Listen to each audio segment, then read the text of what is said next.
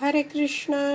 श्रीमद भगवद गीता जशी आहे तशी, अध्याय 5. अध्यायाचं नाव आहे कर्म संन्यास योग. आज 11व्या श्लोकापासून वाचायला सुरुवात करणार आहोत.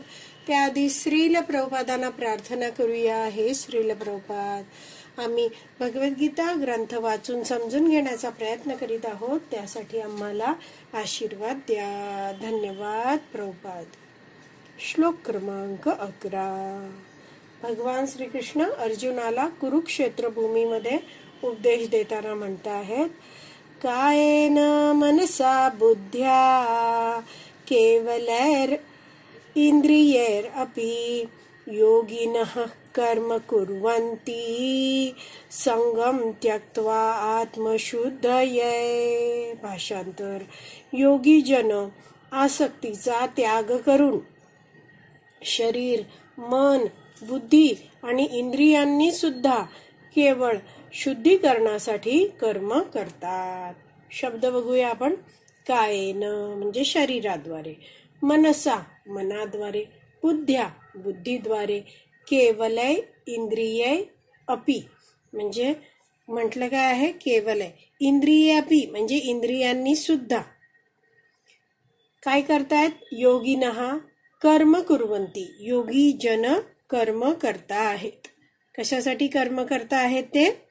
मन, बुद्धी, इंद्रिय सगळ्यांना शुद्ध करण्यासाठी कर्म करतायत, असं पुढे दिलंय बघा. संगम त्यक्त्वा म्हणजे ते आसक्तीचा त्याग करतायत आणि सर्व कर्म आत्मशुद्धये शुद्धीकरणासाठी करतायत. तर हे योगिनः आहेत. योगिनः म्हणजे शब्दशः अर्थ बघा कसे आहेत ते. कृष्ण भावनाभावित व्यक्ती आहेत. म्हणजेच हे कृष्ण भावनाभावित व्यक्ती जी काही कर्म करता आहेत ती कशी करतायत, आसक्तीचा त्याग करून करतायत. शरीराने, मनाने, बुद्धीने आणि इंद्रियाने सुद्धा. तर हा सुद्धा शब्द आहे इथे आपण पाहिलं ना. इंद्रिये अपि म्हणजे इंद्रियांनी सुद्धा केवळ शुद्धीकरणासाठी ते कर्म करता आहेत. कर्मफळाची आसक्ती, इंद्रिय उपभोगाची इच्छा त्यांना नाहीये. तर त्यांचं केवळ ध्येय आहे की सगळी कार्य करायची आहेत ती शुद्धीकरणासाठी करायची आहेत. तर गीताभूषण टीका आहे, त्यामध्ये श्रील बलदेव विद्याभूषण या 11व्या श्लोकाबद्दल सांगतायत की भगवान श्रीकृष्णांनी अर्जुनाला आधी कर्मफळाशी अनासक्त राहून कर्म कर अशी शिकवण दिली.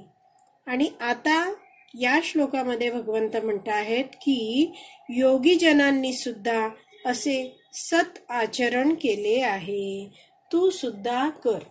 तर जसं योगी करत आहेत असं आचरण तू सुद्धा कर. तर योगीजन काय करत आहेत शब्द सांगून इथे समजवत आहेत. योगीजन काया, मन आणि बुद्धीद्वारे कर्म करतात, पण ते करताना योगींमध्ये अहंभाव नसतो. कोणताही म्हणजे असं कर्तापणाची भावना, मी कर्म करतो आहे म्हणून मी या कर्माचं कर्मफळ भोगेल असा अहंकार, अहंभाव त्यांच्यामध्ये नसतो. 10व्या श्लोकातही भगवंतांनी तोच शब्द वापरला आहे पहिल्या ओळीत, संगम त्यक्त्वा.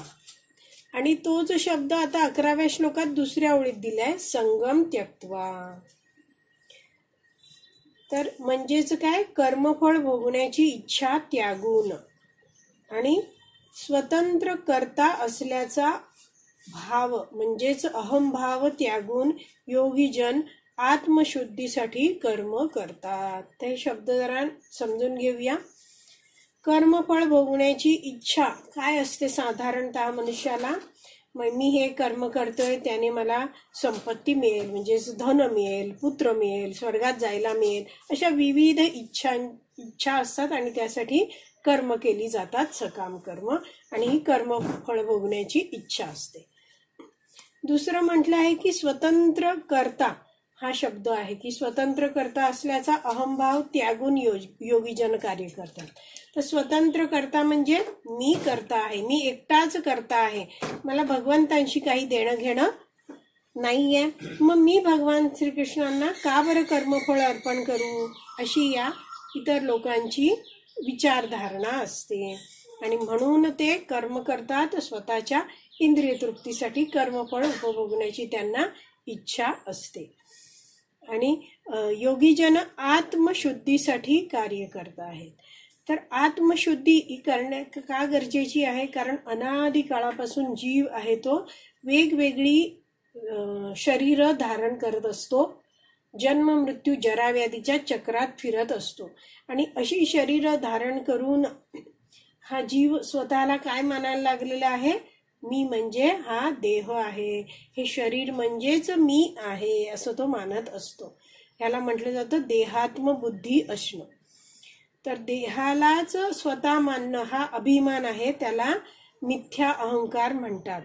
आणि हे योगीजन आहेत ते काय करतात? सर्व आसक्तीचा त्याग करत आहेत आणि शुद्धीसाठी, आत्मशुद्धीसाठी सगळी कार्य करत आहेत. तर तात्पर्यात प्रभुपाद समजवतात, जेव्हा मनुष्य श्रीकृष्णांच्या इंद्रियांच्या संतुष्टी प्रीत्यर्थ कृष्ण भावना युक्त कर्म करतो, तेव्हा त्याने शरीर, मन, बुद्धी किंवा इंद्रियांद्वारे केलेले कोणतेही कर्म भौतिक कल्मशांपासून शुद्ध होते. मोठं वाक्य आहे, हळूहळू जाणून घेऊया. काय आहे? हा मनुष्य भगवंतांसाठीच कर्म करतो आहे, तेव्हा त्याने कोणतंही केलंय कर्म तर ते काय भौतिक कल्मशापासून शुद्ध होतं. तर याविषयी प्रभुपाद प्रवचनात सांगतात की अगदी सुरुवातीला म्हणजे भक्तीत नवीन आलेला व्यक्ती आहे, तर तो सुरुवातीला लगेचच आपलं मन भगवंतांच्या सेवेत लागू शकत नाही. आणि त्यासाठी प्रभुपादांनी आपल्या सगळ्या भक्तांना भगवंतांच्या विविध सेवेत दिवसभर लावण्यासाठी खूप सुरेख असं वेळापत्रक दिलं आहे. जसं सकाळी उठून भक्त आहेत ते मंगल आरती करतात, भगवंतांचं दर्शन घेतात, हरिनाम जप करतात आणि दिवसभर भगवंतांसाठी विविध कार्य करतात. तर आपली जी इंद्रिय आहेत त्यांना भगवंतांच्या सेवेत लावत राहिलो आपण तर काय होतं? हळूहळू हळूहळू आपण ह्या ज्या भौतिक जगतातील जे कल्मश आहेत, दोष आहेत, त्यातून मुक्त होत जातो. म्हणजेच काय आहेत? भौतिक कल्मश म्हणजे काम, क्रोध वगैरे, हे सगळे काम, क्रोध, लोभ, मोह, मद, मत्सर आणि दुसरं इंद्रिय उपभोगाची भावना, याला म्हटलं जातं भौतिक कल्मश. पण जेव्हा भक्त हा आहे, नवीन आला आहे, तो भक्तांच्या संघामध्ये वैदिक शास्त्राचं श्रवण करत राहतो आहे, जप करतोय, भगवंतांच्या विविध सेवा करतोय, तर हळूहळू हळूहळू त्याला हे वैदिक शास्त्र समजायला लागतं आणि मग तो हळूहळू या भौतिक कल्मशांपासून मुक्त होत जातो. पुढे वाचते, कृष्ण भावना भावित मनुष्याने केलेल्या कर्मांपासून कोणतेही भौतिक फळ निर्माण होत नाही. तर जसं यासाठी उदाहरण दिलं जातं की कच्चा शेंगदाणा आहे किंवा कोणतंही बीज आहे, ते नुसतं पेरलं जमिनीत तर ते रोप उगवेल, पण जर तेच बीज भाजून पेरलं तर ते रोप उगवत नाही. तसंच कृष्ण भावना भावित होऊन जेव्हा व्यक्ती कर्म करतो, म्हणजेच भगवंतांच्या संतुष्टी प्रीत्यर्थ कोणतंही कर्म करतो आहे, तर त्याला भौतिक कर्मफळ निर्माण होत नाही. जसं इथे आपण वाचलं ना की अशा भगवंतांसाठी केलेल्या कर्मापासून कोणतेच भौतिक फळ निर्माण होत नाही. तर यासाठी उदाहरण दिलं जातं खूप सुरेख की ध्रुव महाराज जे केवळ 5 वर्षाचे होते आणि सावत्र आईने त्यांचा अपमान केला होता. पित्याच्या मांडीवरून तिने त्याला ओढून काढलं होतं. तर आता ध्रुव महाराज जे छोटेसे 5 वर्षाचे बालक आहेत, त्यांनी ठरवलं की मला आजोबांपेक्षा उच्च पद प्राप्त करायचं आहे आणि यासाठी त्यांनी तपस्या केली.